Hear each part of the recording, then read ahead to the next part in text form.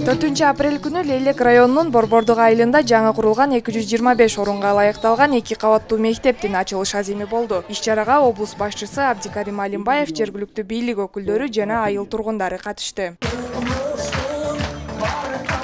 Мектеп буга чейин Хамза орто мектеби болгон болсо, эми ага залкар жазуучу Чыңгыз Айтматовдун ысымы ыйгарылды. Жаңы жер айыл өкмөтүнүн тургундарын, ошону менен бирге мугалимдерди, окуучуларды бүгүнкү Чыңгыз Айтматов атындагы жаңы мектептин бүтүшү менен жана окуучулардын ушул жаңы мектепке кириши менен баарыңыздарды мен чын жүрөктөн куттуктаймын. Хамза орто мектебинин эски имараты 1970-жылы 320 орунду болуп колдонууга берилген. Анын эскилиги жеткендигине байланыштуу жаңы мектеп куруу зарылчылыгы жаралган.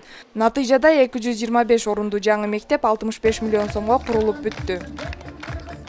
Биздин максатыбыз mana şu жаңы ачылган мектепте жакшы иштеп, аракет кылып, мындан кийин ham жакшы тарбия, таалим берип, bizi mana şu Кыргызстан журтубузга, мемлекетибизге эң жакшы адистерди жеткизип берүү.